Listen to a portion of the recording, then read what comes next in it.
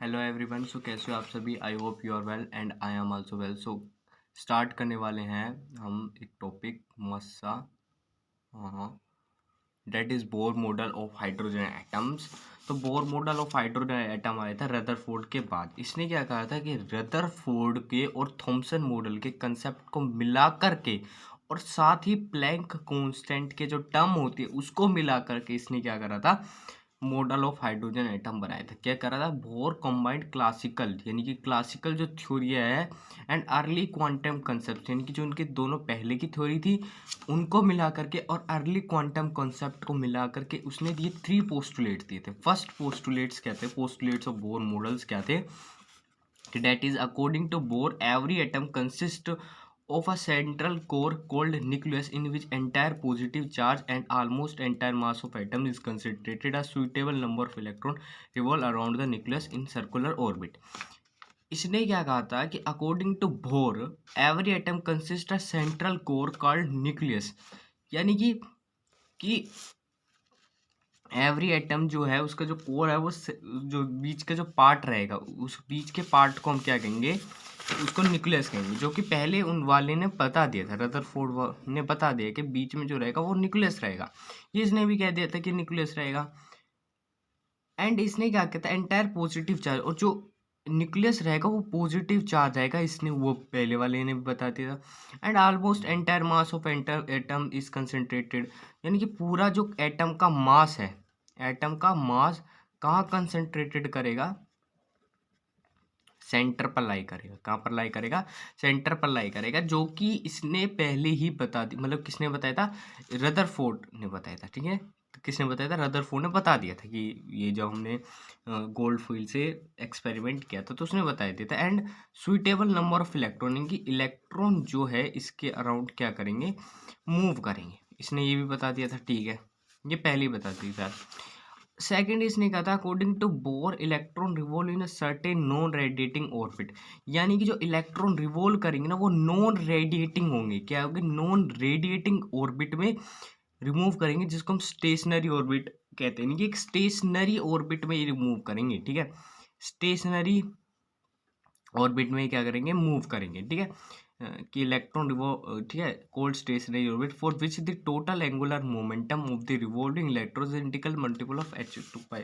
अब इलेक्ट्रॉन क्या है? रिवॉल्व कर रहे हैं तो किसी ना किसी एंगल पर, यानी कि ये क्या कर रहे हैं? एंगुलर मोमेंटम कर रहे हैं। ये क्या कर रहे हैं? एंगुलर मोमेंटम कर रहे हैं। ये इलेक्ट्रॉन जब रिमूव कर रहे हैं that is known as your angular momentum बना रहे हैं। ठीक है, एंगुलर मोमेंटम बना रहे। अब पहले वाले पर मत जाने कि सेंट्रीपिटल फोर्स लगे, तो अलग कंसेप्ट था। इसने जो बताया था वो क्या कहा था कि according to Bohr electron can revolve in a certain non radiating orbit called stationary orbit. ये हो चुका है। For which the total angular movement of revolving electron is integral multiple of NH/2π, यानी कि इलेक्ट्रॉन जो मूव कर रहा है उसमें क्या लग रहा है? एंगुलर मोमेंटम लग रहा है, और angular momentum date is NH/2π। ये n क्या है? ये n जो है नंबर ऑफ ऑर्बिट, यहाँ पर दिखाना था मुझे भी, नंबर ऑफ ऑर्बिट बेसिकली मैं यही लिख देता हूँ, मुझे लिखने की क्या ज़रूरत है। वेट फॉर अ मिनट, आपको थोड़ा सा क्लियर दिखाई देने के लिए। तो n जो होता है वो रहता है number of orbit, and h जो होता है वो रहता है प्लैंक कांस्टेंट। h जो है वो है Planck constant, and number of orbit. इतनी बात क्लियर है? रिवॉल्विंग, अब ये 2π कहाँ से आया? तो आपको पता है पाई की वैल्यू जो होती है वो 180 रहती है, और 180 इंटू 2 इज 360। और आपको पता है कि इलेक्ट्रॉन में मतलब कुछ भी गोल सर्कल रहता है उसका एंगल कितना रहता है? 360 रहता है, इसलिए 2π लिखा है। And number of orbit h, यानी कि प्लैंक कांस्टेंट रहता है। ठीक है, इतनी बात क्लियर होगी।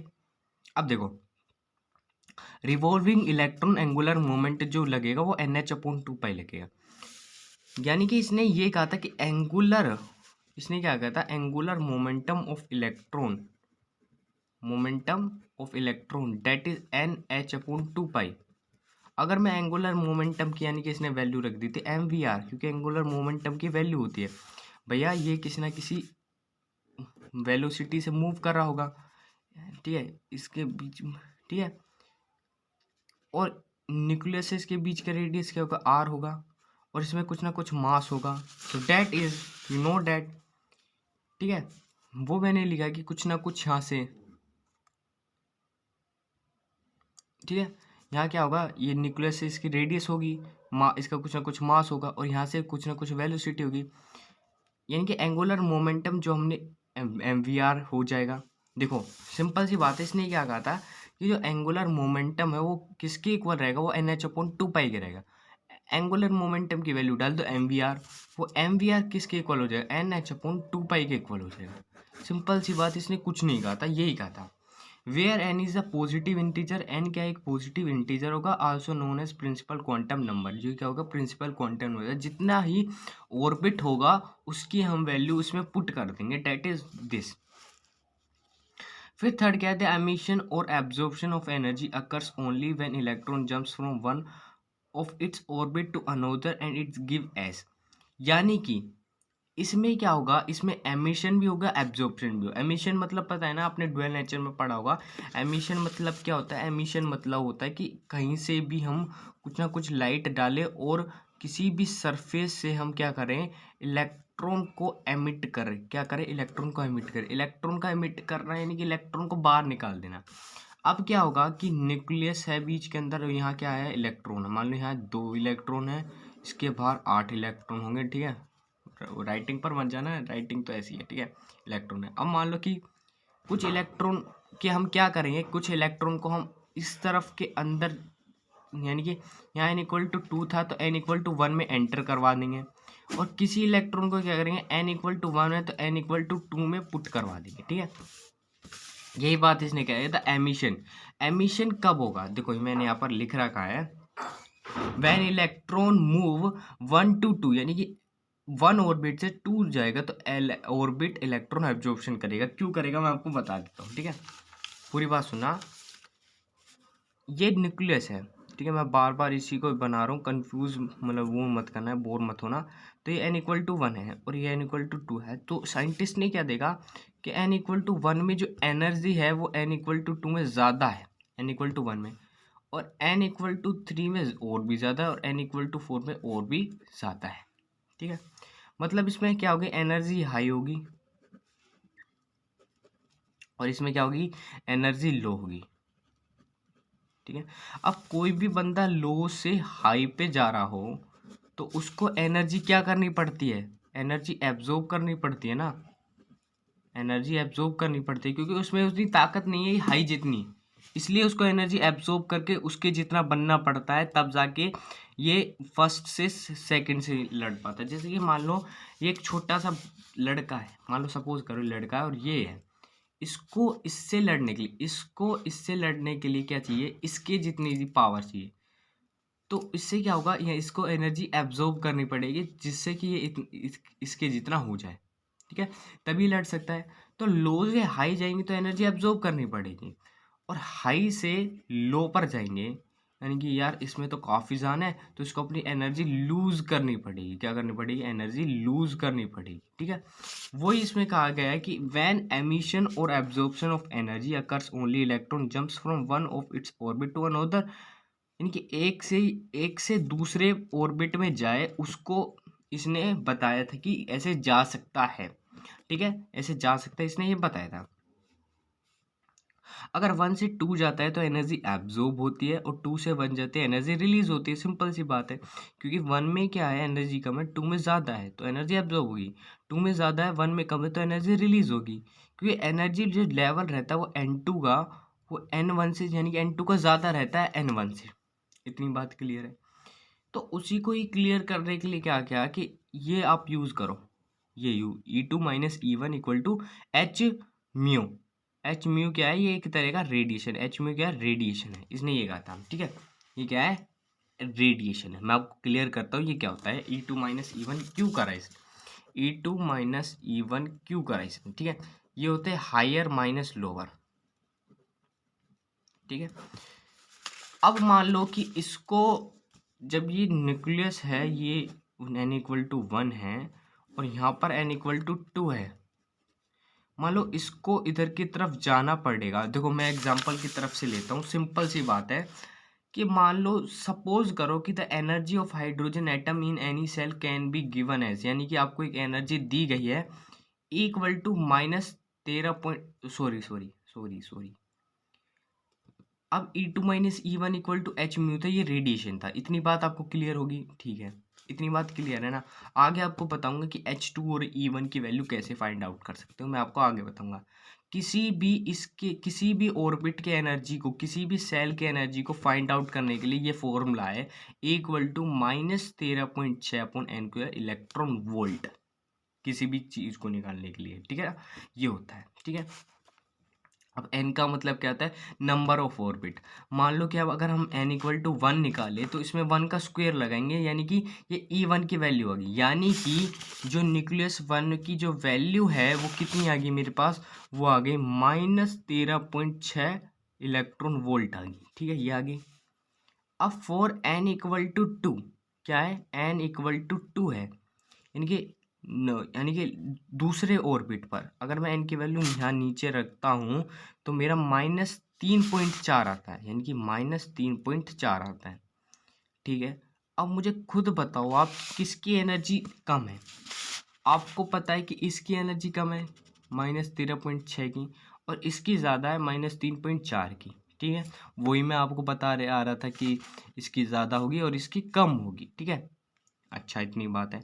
अब मान लो कि जो है कि मुझे इधर से इधर की तरफ जाना है, यानी कि N2 से N1 की तरफ जाना है, तो देखो इसकी एनर्जी ज़्यादा है और इसे एनर्जी लूज करनी पड़ेगी। भाई इसकी ज़्यादा है और इसकी कम है तो इसको एनर्जी लूज करनी पड़ेगी, यानी कि E2 माइनस E1। तो E2 कितना है, -3.4 -13.6, तो इसका आंसर कितना होगा, 10.2 इलेक्ट्रॉन वोल्ट आ गई। क्या आ गई, 10.2 इलेक्ट्रॉन, यानी कि इसको 10.2 इलेक्ट्रॉन वोल्ट चाहिए, सॉरी, ये लूज करेगा, ये लूज करेगा N2 से लेकर N1 तक जाने के लिए 10.2 इलेक्ट्रॉन वोल्ट लूज कर देगा, यानी कि यार मुझे ये एनर्जी नहीं चाहिए n तक पहुंचने के लिए, n इक्वल टू 1 तक पहुंचने के लिए मुझे इतना नहीं चाहिए। सपोज करो कि n इक्वल टू 1 से मुझे n इक्वल टू 2 में जाना है, ठीक है, n इक्वल टू 2 में जाना है, तो मुझे 1 से 2 में जाना है, तो एनर्जी क्या करनी पड़ेगी, एब्जॉर्ब करनी पड़ेगी। एब्जॉर्ब के लिए भी यही फॉर्मूला लगाएंगे, क्या लगाएंगे, एब्जॉर्ब के लिए भी यही फॉर्मूला लगाएंगे। अब ये नहीं है कि तुम कह दो फाइनल माइनस इनिशियल, ऐसा नहीं है, ऐसा नहीं है, ठीक है, ठीक है, ऐसा कुछ नहीं है।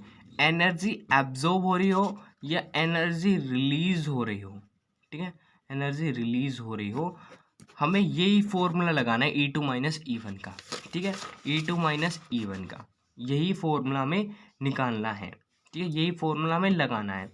अब मान लो कि ये क्या करा, 1 से 2 की तरफ जा रहा है, तो 1 की वैल्यू कितने की, -13.6 प्लस 3.4, वही आपकी आ जाएगी 10.2, यानी कि उसको क्या करनी पड़ी थी, 10.2 इलेक्ट्रॉन वो लूज करना था, तो ये सिंपल सी बात है, इसको 10.2 गेन करना पड़ेगा N1 से लेकर N2 तक जाने के लिए, सिंपल बात है, ठीक है भाई। यहाँ से 1 से 2 गया तो इसको उतनी एनर्जी लूज करनी पड़ी, और n इक्वल टू 2 से जितनी और उसी को इतनी इलेक्ट्रॉन वोल्ट एनर्जी लूज करनी पड़ी। समझ रहे, फिर से बता रहा हूँ, 1 से 2 की तरफ एनर्जी रिलीज करते हैं तो इसने इतनी एनर्जी रिलीज करी, 2 से 1 तक जाने के लिए एनर्जी एब्जॉर्ब करते हैं, एनर्जी एब्जॉर्ब करते हैं, तो भी इसने इतनी इलेक्ट्रॉन वोल्ट एनर्जी एब्जॉर्ब करी। तो इसे कुछ फर्क नहीं पड़ता कि आपने एनर्जी रिलीज करी लूज करी तो फॉर्मूला अलग अलग बनेगा, नहीं, यही बनेगा E2 minus E1 equal to h mu. H mu क्या, रेडिएशन है, मैंने पहले ही बताया था कि ये एक नॉन रेडिएटिंग वो होता है, ठीक है, तो ये रेडिएशन की वैल्यू आ जाएगी एच म्यू की वैल्यू, ठीक है। इतनी बात क्लियर है, इतनी बात क्लियर है। तो आज का जो टॉपिक है वो यहीं पर छोड़ते हैं। अगला जो टॉपिक है दैट इज योर आपका हाइड्रोजन स्पेक्ट्रम के बारे में है, ठीक है, हाइड्रोजन स्पेक्ट्रम के बारे में है, ठीक है, इसके बारे में हम डिस्कस करेंगे, ठीक है।